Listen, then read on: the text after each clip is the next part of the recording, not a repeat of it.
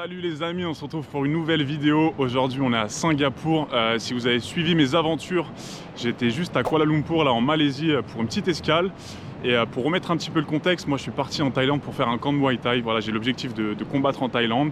Et entre temps j'ai eu une opportunité en Australie. Donc voilà, la Malaisie et Singapour c'était sur le passage. Donc petit stop de 48 heures à Singapour, je vais essayer de vous faire un petit peu visiter et vous montrer comment on peut profiter de cette ville qui coûte très cher. Ça a été nommé la ville la plus chère du monde pendant plusieurs années. Donc on va voir avec un petit budget comment on peut kiffer à Singapour. Dès que je suis arrivé à Singapour, j'ai eu la surprise de manger 60 € de hors forfait. Je pensais que Singapour c'était couvert par Free. Du coup j'ai pris une eSIM en ligne. C'est la deuxième fois que je me fais avoir. La première fois c'était aux Philippines, donc je devais trouver une solution fiable et durable parce que je voyage pas mal. Et j'ai découvert Saily grâce à NordVPN avec qui j'étais en contact depuis plusieurs semaines. Saily c'est un service créé par NordVPN qui vous permet d'acheter des eSIM en ligne dans plus de 150 pays. Déjà ce qui est super pratique avec Saily, c'est que vous avez besoin d'installer qu'une seule eSIM, peu importe le nombre de pays que vous souhaitez visiter. Et une fois que vous avez installé l'eSIM, vous pouvez acheter des plans adaptés à vos besoins pour n'importe quel pays. Avec Saily, vous éviterez de perdre votre temps à l'aéroport en achetant une carte SIM. Vous éviterez aussi de vous faire arnaquer en ville parce que ça existe les arnaques. Ma petite cousine à Bali, elle avait acheté une carte SIM, il n'y avait aucun giga d'internet, la carte ne marchait pas. Saily c'est ultra simple d'utilisation, ça prend 2 minutes et c'est compatible avec iOS et Android. Par exemple, moi pour Singapour, j'ai acheté un plan d'1 giga, j'avais pas besoin de plus parce que je restais que 2 jours. Ça m'a coûté moins de 4 $ et ça m'a permis de rester connecté pendant tout mon voyage pour utiliser Google Maps, pour aller sur internet, chercher des bons plans sur Singapour. Je vous mets mon lien ici et en description si ça vous intéresse. Ça permet de soutenir ma chaîne au passage. Et si jamais vous avez besoin d'aide, sachez que Saily a un support en ligne disponible 24 h sur 24. Un grand merci à NordVPN d'avoir sponsorisé cette vidéo et de m'avoir fait découvrir Saily. Ça m'évitera de faire des nouveaux hors forfait. On peut reprendre la vidéo direction Singapour. Du coup, je suis arrivé dans une petite auberge, un dortoir de 18 lits minuscule avec une odeur tapeur. Quand on a vu qu'en Malaisie, j'avais un hôtel de malade pour une trentaine d'euros. Et du coup, j'ai rencontré Judith à l'auberge hier soir. Judith, comment ça va? Ça va bien. Ça va bien. Elle vient d'Espagne, de Barcelone. Et du coup, c'est son dernier jour à Singapour. Et là, ce matin, on est allé se balader à Chinatown. Franchement, c'est le plus beau Chinatown que j'ai vu de ma vie, je crois. C'était vraiment archi propre, très beau. Bon, il fait très chaud, hein, je transpire de ouf ici. Mais c'était sympa. Et puis après, on allait manger à... What's the name of the food center? Lau Pa Sat, I think. Il y a vraiment du choix. C'était 8 $ le plat, c'était 5 €. Franchement, on mange hyper bien. Donc, si vous voulez manger pour pas cher, c'est un endroit que je recommande vraiment. Et du coup, là, on est arrivé à Marina Bay. C'est vraiment l'endroit le plus famous de Singapour, l'endroit des bling bling. Now you have the best views, actually. La meilleure vue. Ah ouais, là, c'est bien là, avec les buildings et les arbres. Et il faut savoir que Singapour, c'est une cité-État, donc c'est à la fois une ville et un pays. Il y a 6 millions d'habitants, mais pourtant c'est minuscule. C'est 800 fois plus petit que la France. Donc voilà, petite balade et on va voir ce qu'on fait.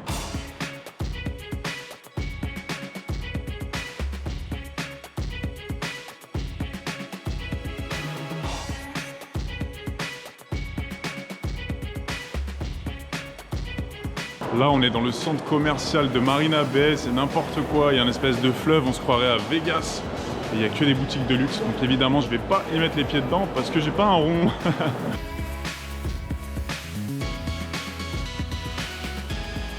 Lavo Restaurant en haut de Marina Sands Bay. Au 57e étage, la vue elle est incroyable sur toute la baie. On est monté gratuitement du coup. Ça c'est la piscine du Marina Sands Bay. On peut pas y aller parce que c'est juste pour les guests de l'hôtel. Et je t'explique même pas l'argent qu'ils ont ici. Franchement c'est trop beau vu sur toute la baie. Ça c'est le Garden by the Bay. Je vais y aller tout à l'heure. Il y a un show de lumière aussi là-bas. Franchement c'est incroyablement beau. C'est trop stylé. Et là on va aller au petit restaurant. Alors les gars, le Lavo Restaurant c'est vraiment un bon tips. C'est un restaurant au 57e étage. Tu peux juste consommer, tu peux prendre un café à 5 $, c'est 3 €. Tu peux prendre un iced tea. C'est vraiment un endroit stylé sans dépenser trop d'argent. Elle s'en va direction la Nouvelle-Zélande, New Zealand. Are you excited? I'm really excited. Enjoy. I'm going to the Garden by the Bay. Let's go. Bon, il s'était mis à pleuvoir quelques gouttes, donc je suis retourné dans le Marina Bay Sands. Et il faut savoir que c'est l'un des complexes hôteliers les plus chers du monde. Et c'est l'un des trucs iconiques à Singapour. Il y a 3 tours de 200 mètres et en haut il y a la piscine à débordement la plus longue du monde, celle qu'on a aperçue au 57e étage. J'en ai profité aussi pour aller au casino avec le Monte Carlo et le Bellagio, c'est l'un des casinos les plus prestigieux du monde. Le casino il est gratuit, tu peux venir en short, tu peux venir avec des tongs et tu peux même fumer dedans. Donc voilà, c'est un petit tip, t'es pas obligé de jouer. Moi j'ai joué 40 $ à la roulette, il me reste 6 centimes. Et puis là il se remet à faire soleil, donc je vais aller au Gardens by the Bay. Ça y est, je suis arrivé au Gardens by the Bay. Donc ça c'est le Marina Bay Sands et ça c'est tout le parc.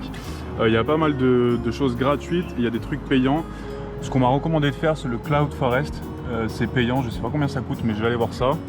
Et apparemment c'est vraiment sympa et il y a un spectacle de lumière la nuit aussi, donc je vais essayer d'y aller tout à l'heure.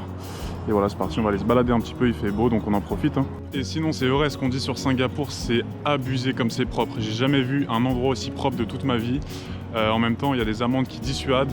Ici, si tu jettes tes déchets par terre, 1000 $, donc c'est 700 €.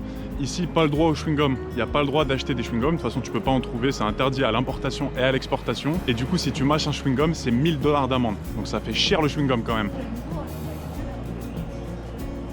Je viens de booker un ticket donc pour la Cloud Forest et pour le Flower Dome. Ça a l'air vraiment sympa vu en photo. Donc on va voir à quoi ça ressemble vu en vrai, quoi. C'est parti.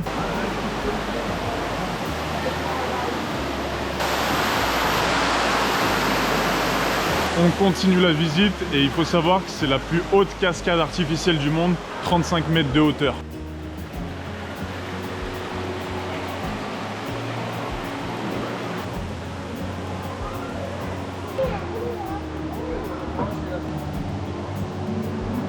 C'est très touristique, par contre je trouve que ça vaut vraiment le détour, c'est magnifique. T'as une vue sur la ville de fou, la végétation est juste incroyable.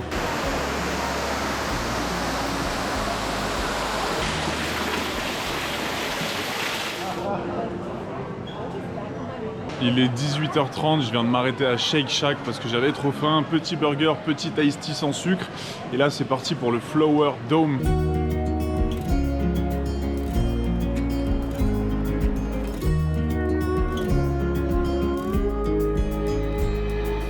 Bon, Flower Dome, c'est très sympa, c'est très beau, c'est très instagrammable comme les jeunes disent. C'est le mec qui fait l'ancien. Mais là, j'ai eu ma dose de fleurs pour la journée là. Putain, ils sont déter les gens à Singapour, hein. Ils courent avec cette chaleur là. Félicitations les gars, lâchez rien. Alors du coup, petit bilan de Cloud Forest et Flower Dome. J'ai préféré Cloud Forest, j'ai trouvé ça beaucoup plus impressionnant. Le ticket d'entrée pour les touristes, c'est 24 $ pour chaque attraction. Donc 48 $ si tu prends séparément. Et moi, j'ai pris un combo à 32 $. Donc 32 $, ça fait 22 €. Franchement, on va dire que ça les vaut. C'est quand même relativement stylé. J'ai jamais vu ça dans ma vie, on va dire, autant de végétation. Après, je suis pas un spécialiste de botanique et c'est pas non plus mon plus grand hobby dans la vie. Et là, je vais aller voir un show de lumière qui s'appelle Garden Rhapsody. Ça commence dans 20 minutes. Donc en gros, il y en a deux.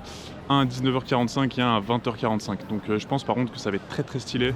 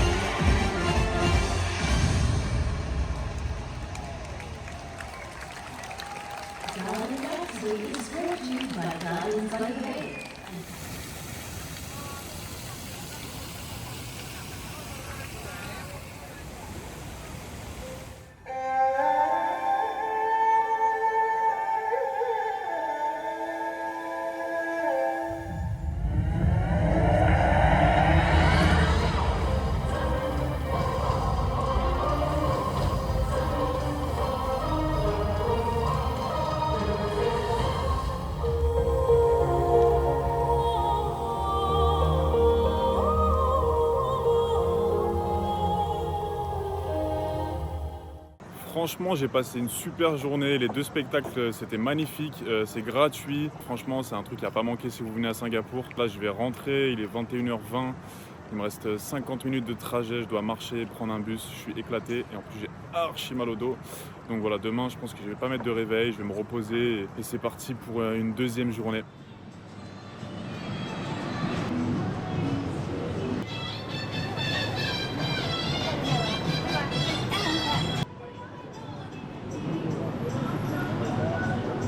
Jour 2 à Singapour, il est 11h30, je viens d'arriver à Little India et comme vous pouvez le constater, je suis trempé de la tête aux pieds. Je ne suis pas fait pour vivre en Asie et j'ai l'impression que quand je regarde les gens, il n'y a personne qui dégouline comme moi. Pourtant, je suis assez mat de peau, je ressemble pas à un Suédois, je crains pas le soleil, mais par contre, je crains la chaleur, c'est un délire. J'ai envie de raser ma tête, raser ma barbe, j'en peux plus.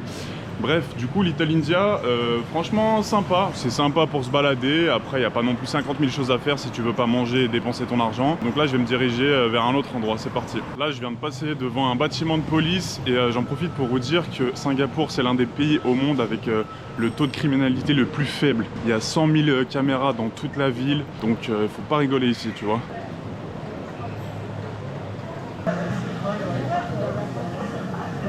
Bon bah je peux pas rentrer dans la mosquée, c'est interdit aux non-musulmans.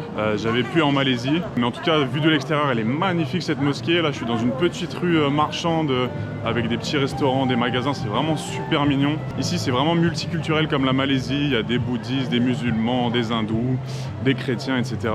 Il me semble que la religion principale c'est le bouddhisme. Et voilà, il y a une majorité de Chinois ici et d'ailleurs les gens ici parlent majoritairement chinois et anglais. Et un petit peu malais aussi. Là on est sur la Haji Lane et il est 13h donc c'est l'heure de manger. J'ai vu plein de restaurants qui avaient l'air hyper sympas. J'ai mangé dans un petit restaurant libanais et turc. Moi j'adore ce genre de nourriture. En plus c'était noté 4,9 sur Google. J'ai payé l'équivalent de 16 € pour le plat et la boisson. J'ai pris le truc le moins cher de la carte. En plus j'ai pris un chicken shawarma je crois. Donc si vous voulez faire des économies, vous pouvez aller manger au même genre d'endroit où j'ai mangé hier midi. Il y a le Lau Pa Sat et il y a le Maxwell Center je crois.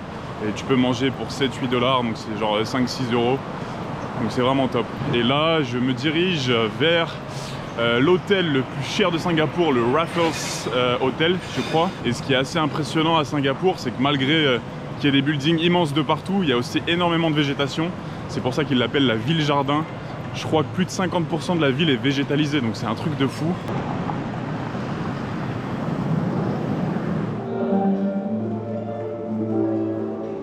C'est le paradis des influenceurs Instagram ça. Alors il n'y a pas besoin d'être client de l'hôtel pour rentrer, je vous rassure, tout le monde peut y rentrer. Tu peux même aller au bar et prendre un cocktail signature, apparemment c'est vraiment un truc à faire.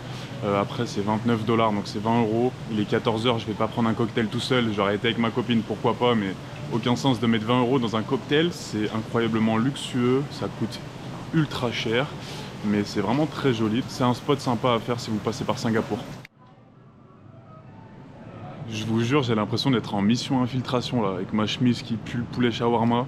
D'être dans un milieu aussi luxueux, je me sens vraiment pas à l'aise. Dans les hôtels de luxe, ils font trop de manières. Même les logos pour les toilettes, ils sont raffinés. Regardez-moi sa belle robe, regardez-moi son beau costume, oh monsieur. Même les horloges, c'est des Patek Philippe. Les voitures, je t'en parle même pas. Allez, je me casse de cet endroit. On traverse au passage piéton, ça serait con de se prendre une amende de 150 $. À 5 minutes à pied du Raffles Hotel, tu as une magnifique cathédrale. Voilà, je me suis juste arrêté pour la voir de l'extérieur. Je vais pas rentrer dedans, mais magnifique. À tes souhaits, cousin, ça va aller. Là, je me promène dans l'ancien quartier colonial.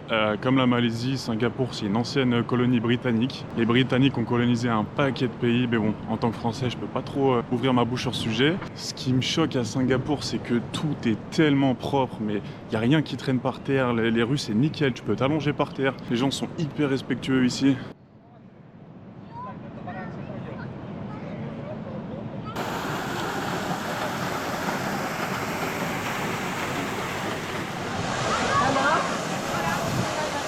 Je viens de m'arrêter au Merlion Park, c'est l'un des endroits emblématiques aussi de Singapour. Il y a un lion avec un corps de poisson. Pour la petite histoire, le corps de poisson, c'est parce que Singapour, c'était un ancien village de pêcheurs. Et le lion, c'est parce que c'est le symbole de Singapour. Singapura, ça veut dire ville du lion, tout simplement. Et là, le ciel se met à gronder, je pense qu'il va bientôt pleuvoir, donc là, je vais pas tarder. Voilà les amis, c'est la fin de cette vidéo. Là il se met à pleuvoir tout doucement, donc je vais rentrer à l'auberge. Il est plus de 16h. Au total sur 2 jours j'aurais marché 30 km, donc je suis bien fatigué. En plus avec cette chaleur c'était pas évident. Petit bilan, en 48 heures j'ai dépensé environ 160 €. Donc ça compte 40 € de logement, donc pour les 2 nuits c'était 20 € la nuit. À peu près 60 € de bouffe. Et après tout ce qui est divertissement j'en ai eu pour 50 €. 22 € pour le Gardens by the Bay et 28 € pour le casino, j'ai perdu. Donc ça vous pouvez vous en passer. Au niveau des transports j'ai vraiment payé que dalle, j'ai pris le bus. C'est à peu près 2 $ l'aller je crois, donc ça m'a coûté 10-15 € au total, donc pas très cher.